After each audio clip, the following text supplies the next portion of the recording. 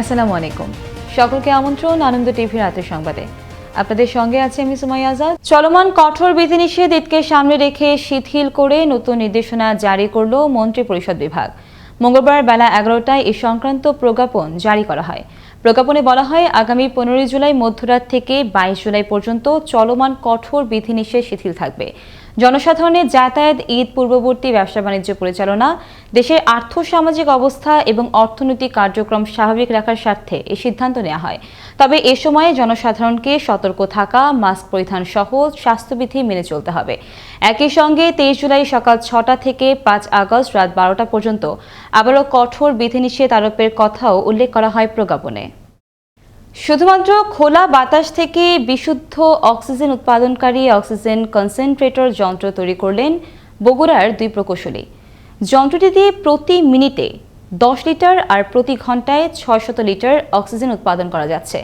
চলবে শুধুমাত্র বিদ্যুৎ দিয়ে, যা দিয়ে একাধিক শ্বাসকষ্টের রোগীকে দেয়া যাবে অক্সিজেন সেবা। বগুড়া থেকে বাঁধন কর্মকার কৃষ্ণের প্রতিবেদনে দেখুন বিস্তারিত। বৈশ্বিক মহামারী করোনা ভাইরাসের এই দুর্যোগকালে শ্বাসকষ্ট রোগীদের ক্ষেত্রে সবচেয়ে বেশি প্রয়োজন হয়ে পড়েছে অক্সিজেনের। সেই চাহিদার কথা বিবেচনা করে শুধুমাত্র আমাদের চারপাশের প্রাকৃতিক বাতাস থেকে অন্য সব উপাদান সরিয়ে অক্সিজেন উৎপন্ন করবে এমন একটি বিস্ময়কর যন্ত্র অক্সিজেন কনসেন্ট্রেটর তৈরি করেছেন বগুড়ার 2 প্রকৌশলী। যন্ত্রটি 95 থেকে 98% বিশুদ্ধ অক্সিজেন উৎপাদনে সক্ষম। মনিটরিং সিস্টেমের সাহায্যে বাতাস থেকে নাইট্রোজেন এবং অক্সিজেন আলাদা করে শুধুমাত্র অক্সিজেন সংগ্রহ করবে যন্ত্রটি। যন্ত্র তৈরি করতে ব্যয় হয়েছে 70,000 টাকা। এই যন্ত্রের সাহায্যে প্রতি মিনিটে 10 লিটার এবং ঘন্টায় 600 লিটার অক্সিজেন উৎপন্ন করতে পারবে, যা উৎপন্ন করতে প্রতি ঘন্টায় বিদ্যুৎ খরচ হবে মাত্র 3 টাকা। অক্সিজেন কনসেন্ট্রেটরটি বাতাস সে গ্রহণ করে কম্প্রেসারের মাধ্যমে সে বিভিন্ন প্রক্রিয়ায় ফ্রেশ অক্সিজেন তৈরি করবে। আমার এই মেশিনটা মিনিটে 10 লিটার অক্সিজেন প্রোডাকশন করবে। প্রতি ঘন্টায় সে 600 লিটার অক্সিজেন তৈরি করতে বিদ্যুৎ খরচ হবে মাত্র 3 টাকা।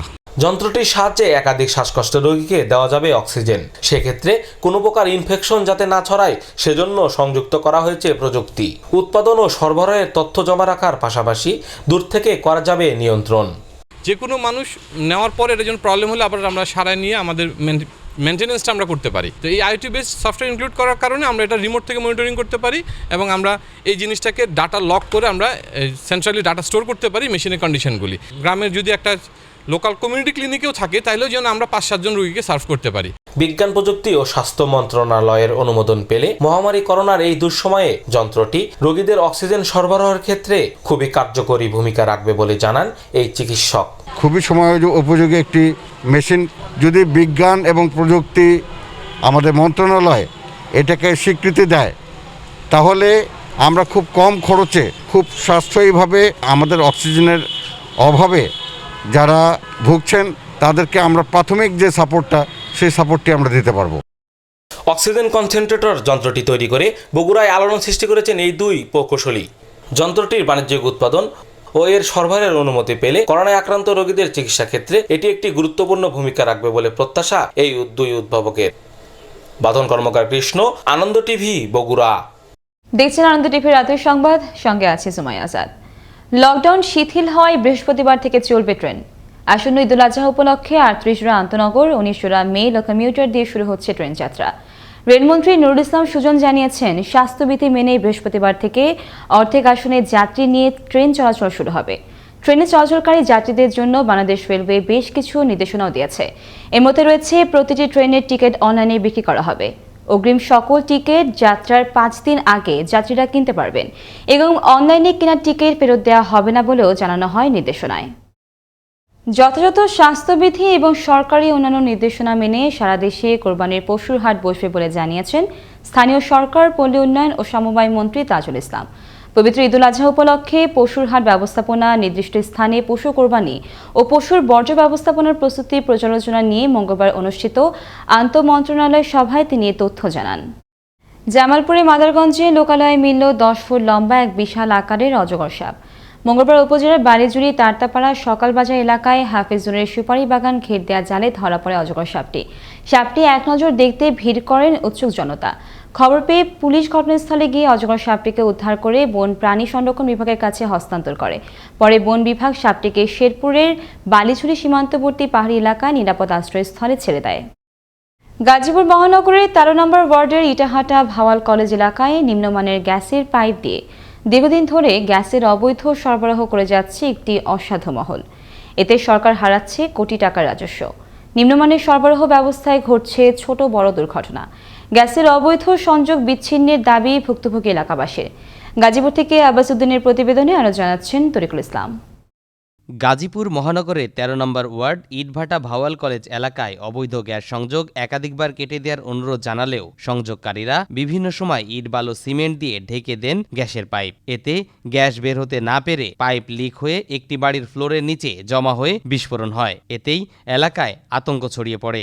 অবৈধ লাইনের গ্যাস ঘর বাড়িতে আছে, এখানে একটা দুর্ঘটনা ঘটবো, তোমরা এই লাইনটা বন্ধ করে দাও, লাইনটা কেটে দাও, আমার কথা শোনে না। অনেক বিশাল বড় শব্দ এই গ্যাসের, আমার অনেক ক্ষতি যায়। এমন দুর্ঘটনার পরও অবৈধ গ্যাস লাইন ব্যবহার চালিয়ে যাচ্ছে অনেকেই। অবৈধ গ্যাস লাইনের বিভিন্ন জায়গা থেকে গ্যাস বের হচ্ছে। এতে যে কোনো মুহূর্তে দুর্ঘটনা ঘটবে বলে আশঙ্কা জানিয়েছে স্থানীয়রা। হাওয়ার গ্যাসটা বাড়ির ভিতরে দেয়া গ্যাস জমে পুরো বাস্ট হয়ে গেছে, বিশাল বিকট আওয়াজ হয়েছে। এদিকে অবৈধ গ্যাস ব্যবহারকারীরা জানান টাকা ইনভেস্ট করেই পেয়েছেন অবৈধ গ্যাসের লাইন। বাড়ি প্রতি এজন্য গুনতে হয়েছে 4 থেকে 5 লাখ টাকা। গোপন ক্যামেরায় ধরা পড়ে এমনই সব তথ্য। লোক এসে আমাদের এটা কানেকশন দিয়ে গেছে, গর্ভবতী অনেক টাকা নিছে, 3 জনের থেকে গর্ভবতী মানে 4-5 লাখ করে নিছে। বাসাবাড়ি থেকে শুরু করে শিল্প কলকারখানায় বিকল্পভাবে অবৈধভাবে গ্যাস সংযোগের ফলে সরকার বঞ্চিত হচ্ছে কোটি কোটি টাকার রাজস্ব। তিতাসের কিছু অবৈধ ঠিকাদাররা এই কানেকশন দিয়ে যাচ্ছে বলে অভিযোগ রয়েছে। তাই সরকারি সম্পত্তি রক্ষায় নিতে হবে দ্রুতই ব্যবস্থা। তরিকুল ইসলাম, আনন্দ টিভি, ন্যাশনাল ডেস্ক। মাদারীপুরের শিবচরে 5ম শ্রেণীর এক স্কুল শিক্ষার্থীকে ধর্ষণ মামলার একমাত্র আসামি শাহজামাল মালকে গ্রেফতার করল শিবচর থানা পুলিশ। মঙ্গলবার সকালে অভিযান চালিয়ে শিবচর উপজেলার চর বাচামারা গ্রামের নিজ বাড়ি থেকে অভিযুক্তকে গ্রেফতার করা হয়। পরে মঙ্গলবার দুপুরে তাকে আদালতে পাঠালে সিনিয়র জুডিশিয়াল ম্যাজিস্ট্রেট আসামিকে কারাগারে পাঠানোর নির্দেশ দেন। ঘটনার সত্যতা নিশ্চিত করেন শিবচর থানার অফিসার ইনচার্জ মিরাজ হোসেন। কতিপয় মাদক কারবারি সিএনজি চালিত অটোরিকশা যোগে কক্সবাজারের টেকনাফ থানার সীমান্তবর্তী এলাকা থেকে মাদকদ্রব্য বহন করে কক্সবাজার দিকে আসছে এমন সংবাদের ভিত্তিতে অভিযান চালায় র‍্যাব 15। এ সময় আটক করা হয় মামুন রশিদ নামের এক মাদক কারবারিকে। তার কাছ থেকে উদ্ধার করা হয় 50,000 পিস ইয়াবা। ঘটনার সত্যতা নিশ্চিত করেন র‍্যাব 15 সিনিয়র সহকারী পুলিশ সুপার আব্দুল্লাহ মোহাম্মদ শেখ সাদি। নারায়ণগঞ্জ সিটি কর্পোরেশনে ড্রেন নির্মাণ কাজ করার সময় দেয়াল ধসে 2 শ্রমিকের মৃত্যু হয়েছে। মঙ্গলবার দুপুরে বন্দরের লক্ষণখোলা এলাকায় এই ঘটনা ঘটে। এরপর আহতদেরকে স্থানীয় হাসপাতালে নিয়ে গেলে সেখান থেকে গুরুতর অবস্থায় তাদের ঢাকা মেডিকেল কলেজ হাসপাতালে পাঠানো হয়। সেখানে কর্তব্যরত চিকিৎসক 2 জনকে মৃত ঘোষণা করেন। এদিকে গুরুতর আহত আর একজনকে হাসপাতালে চিকিৎসা দেওয়া হচ্ছে। সোমবার রাতে বগুড়া শহরের শিববাট্টি এলাকার ভান্ডারি মেগা সিটির সামনে থেকে ডাকাতির প্রস্তুতিকালে 8 ডাকাতকে গ্রেফতার করেছে র‍্যাব 12। এ সময় তাদের কাছ থেকে একটি হাসুয়া, একটি চাকু, একটি রশি, 4টি মোবাইল ও নগদ 1700 টাকা পাওয়া যায়। ঘটনার সত্যতা নিশ্চিত করেন র‍্যাব 12 বগুড়া ক্যাম্পের ভারপ্রাপ্ত কোম্পানি কমান্ডার সহকারী পুলিশ সুপার কিশোর রায়। এই ছিল এখনকার মতো। আনন্দ টিভির সর্বশেষ সংবাদ এবং বিনোদন সবার আগে দেখতে ভিজিট করুন www.facebook.com/anandotv BD এই পেজে। ধন্যবাদ সকলকে, শুভরাত্রি।